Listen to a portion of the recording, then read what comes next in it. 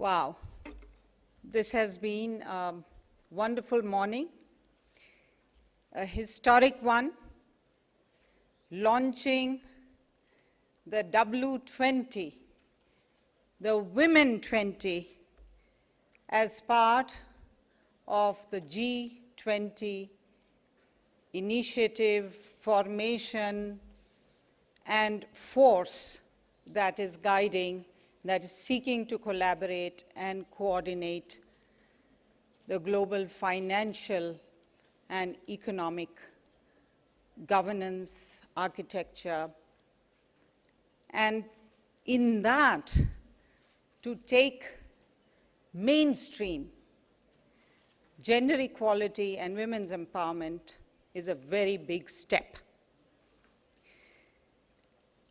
We salute, as UN Women, the government of Turkey for its leadership in the establishment of this W20 as an engagement group.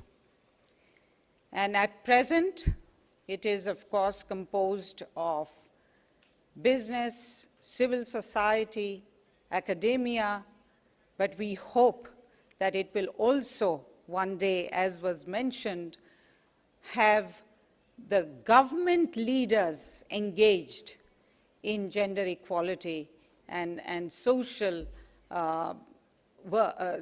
aspects of development directly also engaged and part of this W20 group. So the gender machineries, the women's ministers, women's affairs ministers, also very closely engaged. And I see here the Minister of Gender of Turkey, but also we would very much like to see that the national gender mechanisms of all the G20 countries to be also very much a part of this. But this is the liftoff, and from here we hope this will gather momentum. We would also like to recognize the work and the contribution of the Sherpa, the Turkish Sherpa. We heard how it all came about and the conspiracy that brought it all about, and may there be more such conspiracies to take this initiative from strength to strength and make it not only an issue of engagement, but an issue of mainstreaming.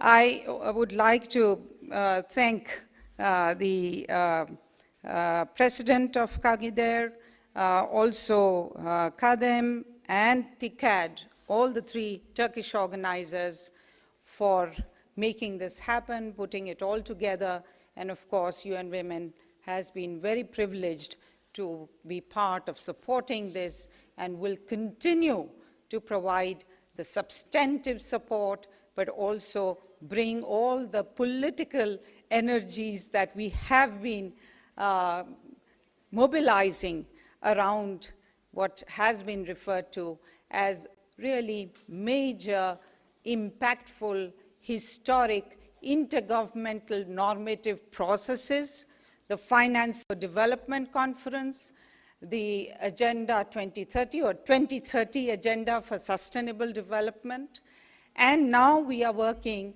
on COP21, the climate change legally binding agreement that is to be adopted in December in Paris.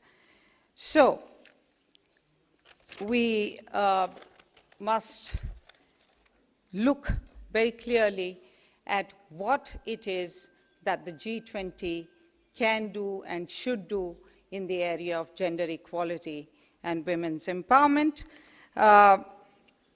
The urgency and emergency of gender equality and women's empowerment is very much now recognized, and I'm happy to bring to you the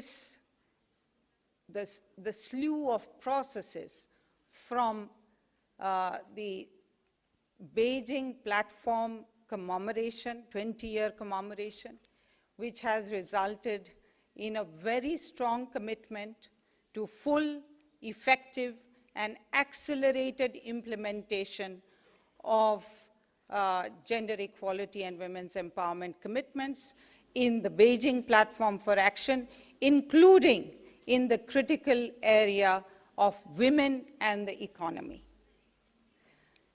Then we have the financing for development outcome, very strongly, again, centering gender equality and women's empowerment. In the very first paragraph, it begins with a deterministic affirmation: we will achieve gender equality and women's empowerment. Not we will try, but we will achieve gender equality and women's empowerment. And then it goes on to recognize that without gender equality and women's empowerment, all other aspects of sustainable development, economic, social, environmental, will not be possible, that it is essential. And then further, it commits to mainstreaming of gender equality, including through targeted actions and investments in the formulation and implementation in all aspects of environmental, economic, social, and financial policies. This is a huge commitment. This needs to be brought into the G20 context. Similarly, it talks about enforceable legislation. I think there was a reference to the point about legislation must be enforced, that it must be applied, the mandatory aspects, the special measures. It talks about transformative actions.